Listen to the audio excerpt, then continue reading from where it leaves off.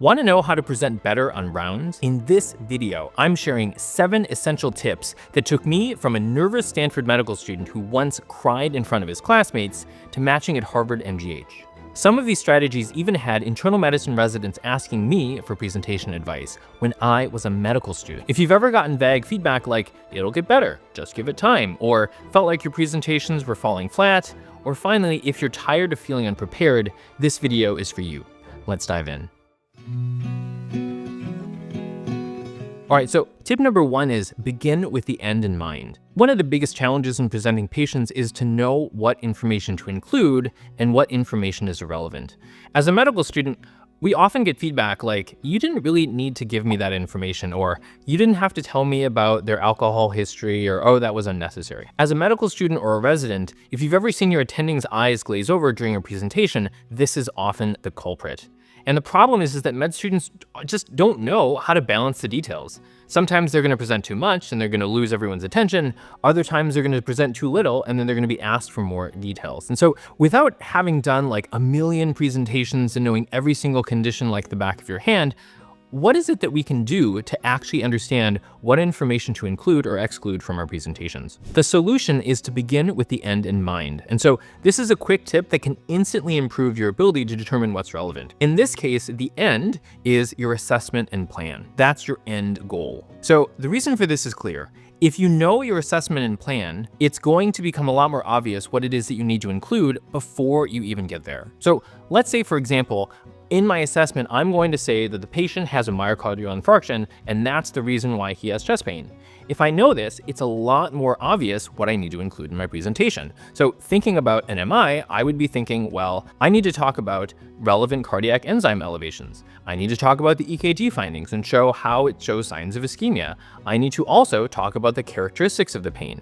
Is it not improving with rest? Did we try nitroglycerin? And things like that, because I'm going to have to argue that this is an MI. On the flip side, I also need to demonstrate that I've considered other possibilities in my differential. So for example, for a PE, if I'm trying to prove that the chest pain is not due to a pulmonary embolism, I probably should talk about the fact that they don't have any DVT risk factors. For example, if I really wanted to impress my attendings, then I might include that in the vitals that I checked the blood pressure in multiple extremities and shown that it was the same blood pressure in all extremities and that they didn't have any tearing chest pain that was radiating to their back, showing that I was thinking about an aortic dissection. Like I might not say aortic dissection in the vital section, but if I talk about that, the attending will know that I was already thinking about it and that I'd ruled it out. Similarly, if I'm trying to show that it's not pneumonia with pleuritis, I would want to say that there was no fever, no cough, or no dyspnea, or something like that. The benefits of this is that this approach makes it much more obvious what to include and what to leave out, which addresses one of the biggest problems that med students have in their presentations. It also will help you to structure your presentation logically and help you build towards your conclusion, since you're going to understand what the purpose is for everything that you're going to include in your HPI, in your past medical history, in your meds, in your allergies, and everything beyond. You'll also be able to demonstrate your clinical reasoning and not just be reciting random facts. Tip number 2 is to find an excellent pocket reference. Now, most med students struggle because they don't have much practical medical knowledge. So for example, most med students don't know the dosing of drugs or what specific drugs that they might use. So for example, like they might know that you might be able to use a fluoroquinolone in the case of pneumonia, but they wouldn't know which one, they wouldn't know how to give it, and they wouldn't know how much to give. Also, like what tests that you might order. I didn't know as a medical student early on that an MRI took so much longer than it does to get a CT done, and so for that reason, it was really hard to get MRI. Wouldn't it be great if there was a reference that you could use that would tell you exactly what you were supposed to ask patients and the tests that you would order and the management that would include basically every medical condition or close to it? Yes, it would be awesome. And so while there are many things that try to do this, my favorite is the UCSF Hospitalist Handbook, which you can find here in this link. It's a free resource and it's fantastic because it'll basically walk you through the critical things that you need to ask patients, the critical things you need to know about the condition, what the dosing would be, what sorts of tests you would order, the sorts of practical medicine that you typically don't have coming into rotations. Some people like to use things like UpToDate, which is great if you have a very, very specific question, but it's super long and it's not very practical for the vast majority of time-sensitive things, especially if you're trying to work up a patient quickly in either an outpatient setting that's busy or in an inpatient setting where you're trying to figure it out like relatively quickly and you've got a lot of things to do. Pocket medicine is another popular resource. However, what I found is that it tends to be more theoretical. So MGH is where I trained, and that's also where pocket medicine, the authors, they practice. And so what's interesting is that at MGH, I don't think I saw a single person use pocket medicine. Instead, the internal medicine residents would use what they called the White Book, which is basically their version of the more practical side of medicine, which is basically the UCSF Hospitalist Handbook. The difference is that MGH doesn't publish their White Book, but UCSF, the Hospitalist Handbook, is publicly available online for free. So tip number 3 is for medical students to go over the assessment and plan with your resident before you present. This is something that takes 1 minute to check with your resident or your intern before you present. And so the reason for this is that maybe there's some new data or there's some new changes in the plan that have come up. Maybe the nurse just noticed something and told the resident, but they didn't tell you. It pays to basically just check in with them on the assessment and plan. Like, you're not gonna be able to go through your entire presentation, before rounds necessarily, but you will be able to check with your assessment and plan, and that's something that can make a really huge difference. And it'll help prevent you from saying things like, I didn't know that, and have to change basically be corrected by the resident during rounds. So tip number 4 is to know your default normal, especially for the physical exam. So an attending told me once that attendings only really listen to the first part of your presentation, which is like the chief complaint and the HPI, and then the last part, which is the assessment and plan. He said that basically everything else, they're pretty much just politely nodding their head and thinking about what they're gonna have for lunch or planning their next vacation or something.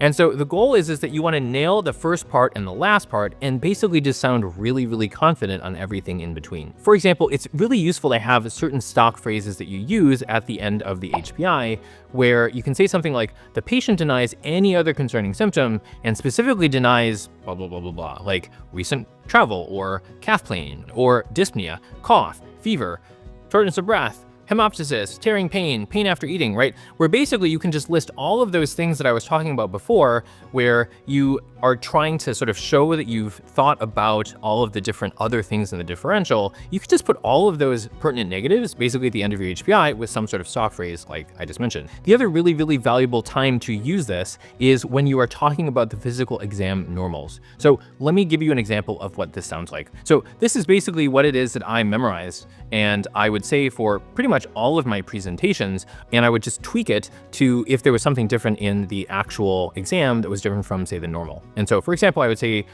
the patient is comfortable and no apparent distress. Pupils are equal, round, and reactive to light. Extraocular movement intact. Neck is supple with no thyromegaly and no lymphadenopathy. The lungs are clear to auscultation bilaterally. There's regular rate and rhythm, normal S1 and S2, no murmurs, gallops, or rubs.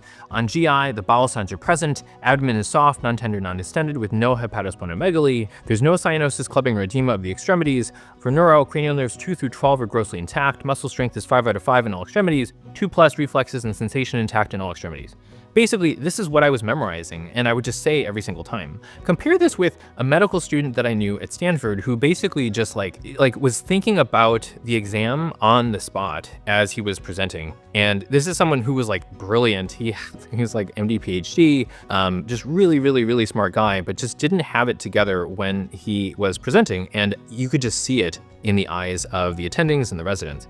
He would do something like this. He would say, the patient was like comfortable, and I don't think they had any real distress, and pupils were okay, lungs were clear. Oh yeah, neck was supple, and for the heart, it was right. He was basically just like thinking about it as he was presenting it, right? It's much, much easier to just memorize the normal. And then if anything is abnormal, then you just say that. You just know like, oh, okay, the cardiac exam was different, and I'm just gonna say everything else as the normal because everything else was the normal. For example, I would just go through my default, and then when I got to the cardiovascular portion, I would say on cardiovascular exam, the patient's heart rate was regular, auscultation revealed an S3 gallop, the jugular venous pressure is elevated to 10 centimeters, there's also a 2 out of 6 holosystolic murmur that's best appreciated at the apex. And then I would just go back to my default, and I would say something like, bowel sounds are present, abdomen soft, non-tender, non-distended, yada, yada, yada. This is also huge because I had a hard time remembering what I should do for my exam every single time that I saw a patient, and this way I just had the default in my head, which also told me exactly what it is that I needed to do for my basic exam for all patients. Tip number 5 is to present present without looking at your notes. Now, I know that there are some regional variations in this practice.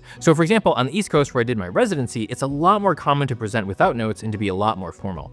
On the West Coast where I did my medical school, reading from notes was a lot more acceptable. Regardless of where you're from, presenting without notes has substantial benefits. It's not really about memorizing your presentation, because that's not quite the point, right? The real point is that you want to be able to present without your notes. And the reason for that is when you present without your notes, you're going to be forced to truly understand what's going on with your patient. So why is it important to present without your notes? So it really ensures that you grasp the patient's situation. And so when you have a paper in front of you and you're reading from it, A, you're going to look less confident, but B, you're not really having to think about it very deeply. If you actually have to sit there and think about how you're going to present it and do it all without seeing your notes, you have to understand it at a much deeper level. And so this will also improve your patient care. The hack here is that you have to, in order to present something without your notes, it means that you have to understand the patient situation much more clearly, right? The lab values, the vitals, and all of those things that you can remember, if you can remember them without having to, reference a sheet of paper, it means that you will understand them at a much deeper level. Related to being able to present without notes is that you have to practice, which is tip number 6. Eventually, I would get to the point where I could present with maybe practicing or going over it once or twice, or maybe even not at all. But when I was first learning how to present, I would oftentimes practice the exact same presentation 4 or 5 or 6 or even 7 times. And the way that I would do this is that I would use every single available moment to practice, especially during my commute. When I was at Stanford Hospital, I would bike to the hospital because it was generally faster to bike. And I would practice my entire presentation during the ride there. If I was driving to one of the neighboring hospitals, I would basically use the entire commute to do the exact same thing. I would just go over my presentation again and again and again. And every single time it would get a little bit better. I would realize like, oh, I can say this in this way, and I can combine these things, and I can, I don't have to say that. And it would make my presentation, by the time that I would actually present on rounds, so clear and so sort of smooth. Basically, with each repetition, I would find ways to make my presentation more streamlined. I would realize, okay, I didn't have to include this thing, or, oh, I could talk about this maybe in a different way. And so I'd also find better ways to organize my thoughts and to present them more coherently. And so the more you practice, the more polished and confident your presentation is going to become. And truly, this will make one of the biggest differences in your presentation, just, in your downtime, just in front of the mirror as you're, commuting. Just think and practice out loud what you're going to say in the presentation. Tip number 7 is to ask for feedback on what can be improved, not to say, is there anything I can improve? The saying goes, you can't read the label from inside the bottle. What this means is that we often can't see our greatest weaknesses or our greatest strengths for ourselves, right? We need to have some kind of external view of us to help us see what it is that we can. So for example, in my early presentations, I thought I'd practiced it extensively. I had thought through exactly what I was going to say in my HPI. I could present without notes and knew all of the important details of my case. I thought after the end of my presentation that it was excellent. One of my first rotations was internal medicine, and I thought that internal medicine had this reputation of being like super, super thorough, and like you had to have like a problem list that was 7 items long, and it had to, go into super detail about a lot of things. And so when I first did my presentations, this is how I kind of organized them. I practiced it extensively. I was really confident in my delivery, and the problem list was like super long. I asked my attending, so what can I do to improve my presentation? And I had thought I had done really well, because I had thought that this was exactly what it is that they were looking for. But what she told me was something like, Alec, there are lumpers and there are splitters, meaning like lumpers are people that lump all the problems together, and they find sort of like one idea that sort of represents like multiple things. And then there's like the splitters, who it's like take every single problem individually. She said, Alec, you're a splitter. I think that we need to work on your ability to lump things together. Now, what was interesting is that like I naturally try to sort of see the connections between all these different things, but I thought that what they were looking for was for me to split them all apart. And if I hadn't asked for that feedback, I would have no idea that this is what it is that I need to improve on. This ended up being super helpful because I naturally am more of a lumper. And so I immediately just switched to what I sort of thought naturally would work better. And she was like super impressed that I had, followed her advice and that I had like gotten better at this thing.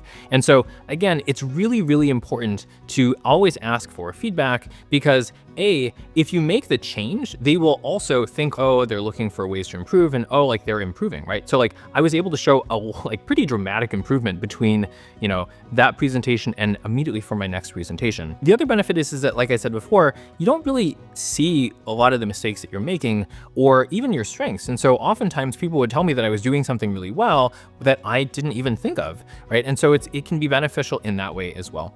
The critical thing to remember about this is that you don't want to ask, is there anything I can improve? Because that's a yes or no question. And a lot of people are not going to be super comfortable giving you feedback, especially if they're worried about hurting your feelings. Instead, you want to say, what can I improve, right? This is going to prompt a much more specific and actionable response that you can use to make your presentations better. So knowing how to present is an important part of doing well on rounds and clerkships generally. In this next video, 5 secrets to help me match at Harvard, I'll explain some of the most important things I knew and did differently that helped me match in my dream program at Harvard-MGH.